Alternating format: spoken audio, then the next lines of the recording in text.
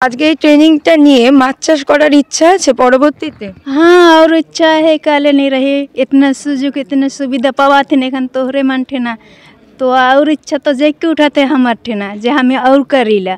উত্তরবঙ্গের কোচবিহার কৃষি বিজ্ঞান কেন্দ্রে যে কৃষিকাজের ওপর একটি ট্রেনিংয়ের ব্যবস্থা করা হয়েছে, সেখানে এসে আমরা বেশ কিছু মহিলাকে পেয়ে গেছি যারা কিন্তু বর্তমানে কৃষির সঙ্গে যুক্ত এবং আগামী দিনে কৃষি নিয়ে আরও বেশি কিছু করবেন বলে ভাবছেন। আমরা তাদের সঙ্গে কথা বলে জেনে নেব তারা কি বলছেন। এখানে আজকে ট্রেনিংটা কেন নিতে এসেছেন?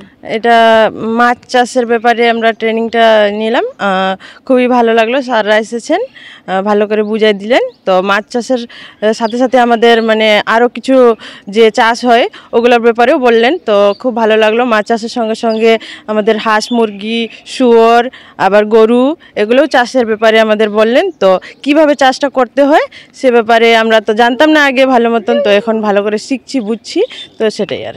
আচ্ছা, বাড়িতে কি আপনার কৃষিকাজ রয়েছে? কোনো চাষ করেন? হ্যাঁ, সুপারির বাগান আছে, আর তো ওটাই আছে। ফার্ম বা কিছু কি? হ্যাঁ, মুরগি হাঁস মুরগি পালি, শুয়োর আছে। আচ্ছা, এই যে এইগুলো পশুপালন যে করেছেন, কোনো ট্রেনিং নিয়ে করেছেন? ট্রেনিং তো নেই আমরা আগে। হ্যাঁ, ওখানে কৃষক ইসেতে থেকে যায়, কিন্তু বাবা যায়, আমি তো যাই নাই, আজকে আসলাম প্রথম এখানে। আচ্ছা, তো এই ট্রেনিংটা নিয়ে আগামী দিনে কি এইগুলো ব্যবহার করে আরো বেশি মাছ চাষ বা এগুলো করার কি ইচ্ছা রয়েছে? হ্যাঁ, ইচ্ছা রয়েছে। আপনার কি বাড়িতে চাষ রয়েছে? हाँ मोर घरे ट्रेनिंग माने कौन हो ट्रेनिंग शेनिंग नहीं के माने मैं ऐसने चाष करो ना हमारे खेती है। इबार तो पटुआ नहीं लगाए हैं तो हले जोहर लगाए हैं, हले वह जोहर चाष कराथिन और डिगी है घर के पीछे बेटे नादी है, वो नादी से का मछली टछली धरीला हमें वही मछली खाइला और डिगी कर मछली जेटा हुआ थे चाष। আচ্ছা, আজকে কি কি পেলেন এখান থেকে? जैसे लड़का दवा थे ठिन से मछली चाष और देश मुर्गी टुर्गी हांस एगला के बताला यही मन के सुना थिन यही मन के पावा थिन। अरे दे दादा गो लेके आए है हमने के यही हम के भरोसा है। আচ্ছা, আপনার কাছে এটা জানতে চাইবো মানে কতজন আপনাদের এলাকা থেকে আজকে এসছে? আমাদের এখান থেকে 31 মানে 31 জন ফার্মার নিয়ে আসছি। অ্যাকচুয়ালি আমাদের ফার্মার্স প্রডিউসার অর্গানাইজেশনে টোটাল 100 ফার্মার নিয়ে আমরা কাজ করি। উত্তরবঙ্গ কৃষি বিশ্ববিদ্যালয় জুট প্রজেক্টে 100 জন ফার্মার যুক্ত আছে। অ্যাকচুয়ালি ওদেরকে নিয়ে আমরা প্রথম শুরু করি জুটে, আস্তে আস্তে কেবিকের সঙ্গে যুক্ত হয়, কেবিকে বিভিন্ন প্রকল্পগুলোর সঙ্গে যুক্ত করছি। কি মনে হচ্ছে ট্রেনিংটা নিয়ে যে এইভাবে চাষ করলে আগামী দিনে লাভবান হওয়া সম্ভব? অবশ্যই আজকে যে ট্রেনিং দেখলাম, মানে বছরে তো অনেক কয়েকটা ট্রেনিং হয়, তার মধ্যে আজকে অন্যরকম ট্রেনিং, উন্নত মানের ট্রেনিং। এদেরকে তো আরও সাফল্যমণ্ডিত করার জন্য আশা করছি আগামী দিনে। কৃষি বার্তার বিভিন্ন পর্বে আমরা বিভিন্ন চাষের পাশাপাশি মাছ চাষ সম্পর্কিত বিস্তারিত তথ্য আপনাদের সামনে তুলে ধরেছিলাম। আজ আমরা দক্ষিণবঙ্গের গণ্ডি ছাড়িয়ে চলে এসেছি উত্তরবঙ্গে। উত্তরবঙ্গের কোচবিহার কৃষি বিজ্ঞান কেন্দ্রে একটি অনুষ্ঠানের আয়োজন করা হয়, যেখানে প্রায় 75 জন কৃষক অংশগ্রহণ করেন। এই অনুষ্ঠানের মূল ভিত্তি ছিল ইন্টিগ্রেটেড ফার্মিং সিস্টেম, অর্থাৎ এই পদ্ধতিতে সমন্বিত কৃষিকাজে যদি একটি জায়গা থেকে কৃষক লস করেন তবে কিন্তু অন্য একটি জায়গা থেকে সহজেই তিনি লাভ করতে পারবেন, যেখানে মাছ চাষটিকে আজ বিশেষ গুরুত্ব দেওয়া হয়। এই সম্পর্কিত তথ্য নিয়ে আজ আপনাদের সঙ্গে আমি দেবস্মিতা। কৃষি বার্তায় আপনাদের সকলকে জানাই স্বাগত। বর্তমানে আমরা আমাদের সঙ্গে পেয়ে গেছি পশ্চিমবঙ্গ মৎস্য ও প্রাণীবিজ্ঞান বিশ্ববিদ্যালয়ের অধ্যাপক ডক্টর শিব কিঙ্কর দাস স্যারকে। আমরা স্যারের মুখ থেকে মাছ চাষ সম্পর্কিত গুরুত্বপূর্ণ বেশ কিছু তথ্য জেনে নেব। আচ্ছা, নমস্কার স্যার। যেটা আপনার কাছে জানতে চাইবো, এই যে আজকে যে অনুষ্ঠানটা কিসের ওপর মূলত জোরটা দেওয়া হয়েছে?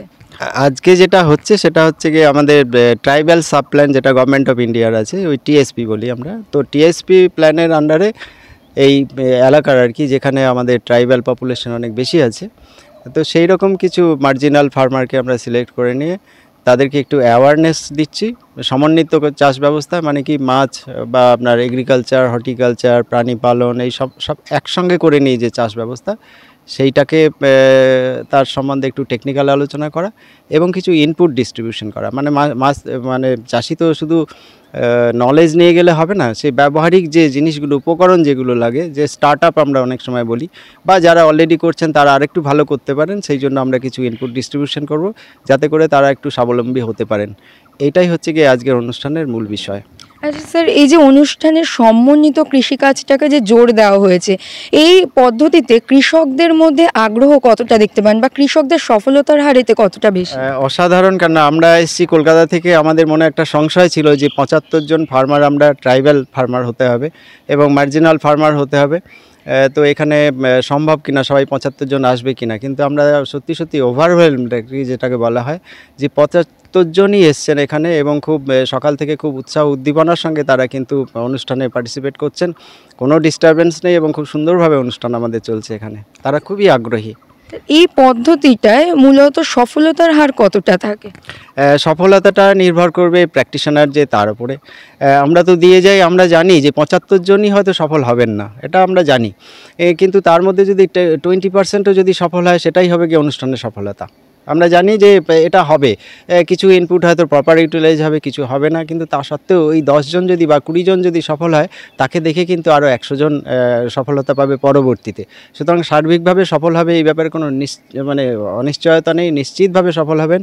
আর আমরা আরেকটা জিনিস এখানে বেছে নিয়েছি যে এই ট্রাইবাল এলাকাতে দেখবেন যে শূকর পালন একটা খুব লাভজনক ব্যবসা, যেটা আমাদের সাউথ বেঙ্গলের যদি বর্ধমানের কথা বলি সেখানে চলবে না, কিন্তু এখানে চলবে ওটা।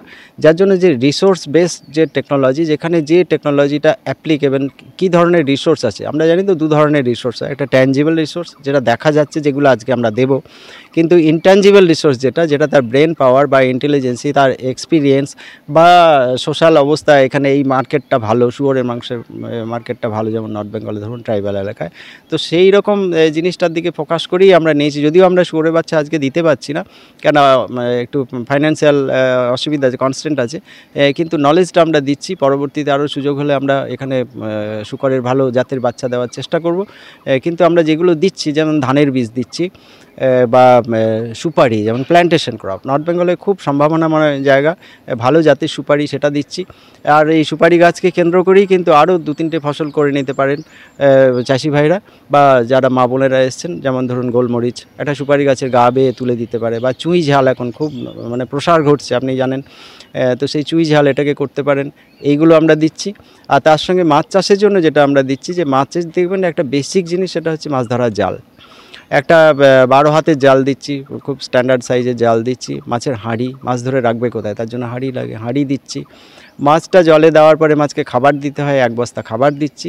আর সবচেয়ে বেশি আমরা যেমন বলি তরকারিতে নুন দিতে হয়, সেরকম মাছ চাষের পুকুরে চুন দিতে হয় নিয়মিত, সেই চুনের ব্যাগ একটা আমরা দিচ্ছি। আর তার সঙ্গে যেগুলো দিচ্ছি সেগুলো হচ্ছে কিছু খুব সহজ সরল বাংলায় লেখা পুস্তিকা, যে কোনো মানে লে ফার্মার পড়েও বুঝতে পারবেন সেই ধরনের কিছু পুস্তিকা দিচ্ছি। আর একটা অভিনব জিনিস যেটা আমরা দিচ্ছি সেটা হচ্ছে মৎস্য চাষ ক্যালেন্ডার।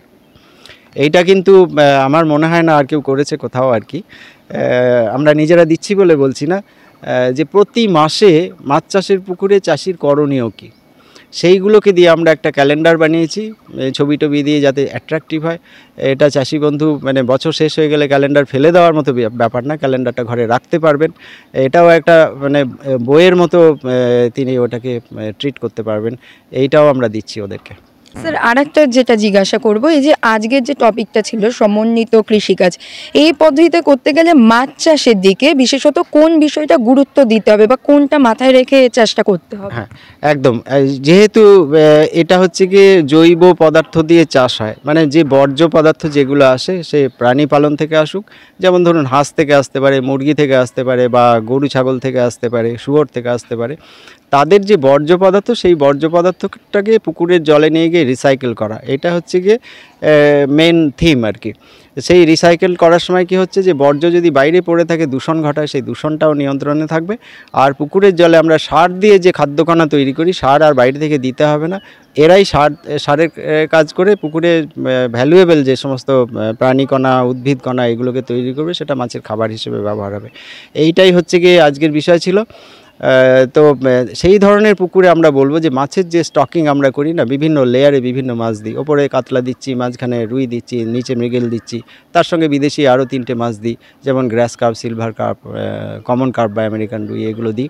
তো আমরা বলবো চাষি ভাইদের, যারা এই বর্জ্য নির্ভর চাষ করবেন তারা একটু নিচের দিকের মাছ বেশি দিন, ওপরের দিকে মাছ বেশি না দিয়ে নিচের তলার মাছ, যেমন বললাম মৃগেল বা আপনার আমেরিকান রুই, এই মাছগুলোকে দিন। তেলাপিয়া দিতে পারেন, বাটা দিতে পারেন, এই মাছগুলোকে একটু বেশি দিন।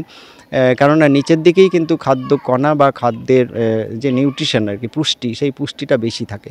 সেটা যাতে ঠিকঠাক ইউটিলাইজ হয়, যার জন্য বলছি নিচের তলার মাছ বেশি দিন, কাতলা কমিয়ে দিন। আর বিশেষ করে এই জায়গাটার মানে কোচবিহার, আলিপুরদুয়ার, এখানে মাটি একটু স্যান্ডি সয়েল, বালি মাটির ভাব বেশি, জল ধারণ ক্ষমতা কম। 3 মাস 4 মাস 6 মাস জল থাকে অনেক পুকুরে। আর একটা জিনিস আমরা বললাম, সেটা হচ্ছে এই যে 4-6 মাস জল থাকে যে পুকুরে, সেই পুকুরের যে চাষ ব্যবস্থায় কিছু পরিবর্তন করতে হবে। যেমন তার শর্ট ক্রপিং প্যাটার্ন একটা বার করতে হবে, কী মাছ দেবেন যাতে করে 3-4 মাসের মধ্যে ফসলটা তুলে নিয়ে জল যখন কমে গেল তখন ওই পন্ড বেডের মধ্যে আপনি একটা কোনো ফোলিয়েজ ক্রপ বা শাক পাতা জাতীয় গাছ, লাউ হতে পারে বা পালং শাক হতে পারে, নোটে শাক হতে পারে, এইগুলো করে নিতে পারেন। সেটাও কিন্তু একটা সমন্বয়ের দিক। মানে পুকুরের পাঁকটাকে নিয়ে আমি হর্টিকালচারের কিছু ক্রপ বানিয়ে নিলাম। এটাই ছিল আজকের দিক। আমরা শুনে নিলাম আজকের এই অনুষ্ঠানে কৃষকদের দেওয়া হলো বিভিন্ন পরামর্শ। মাছ চাষ বা যে কোনো কৃষিকাজের ক্ষেত্রে অবশ্যই কিন্তু সঠিক পরামর্শ মেনে এগিয়ে আসলে লাভবান হওয়া সম্ভব। তাই আপনারা যারা ভাবছেন নিজেদের প্রথাগত চাষের পাশাপাশি নতুনভাবে কিছু করবেন, তারা অবশ্যই কৃষি বিজ্ঞান কেন্দ্র, কৃষি দপ্তর, মৎস্য দপ্তর, উদ্যান পালন দপ্তর এবং কৃষি বিশ্ববিদ্যালয়ে যোগাযোগ করে সঠিক পরামর্শ মেনে যে কোনো চাষে এগিয়ে আসলে আপনারাও লাভবান হবেন বলে আমরা আশা রাখছি। এরকম আরও নতুন নতুন তথ্য জানতে অবশ্যই আমাদের কৃষি বার্তা চ্যানেলটিকে সাবস্ক্রাইব করে বেল আইকনটি প্রেস করে রাখুন, যাতে সবার প্রথমে নোটিফিকেশনটি আপনার কাছেই পৌঁছে যায়। নমস্কার।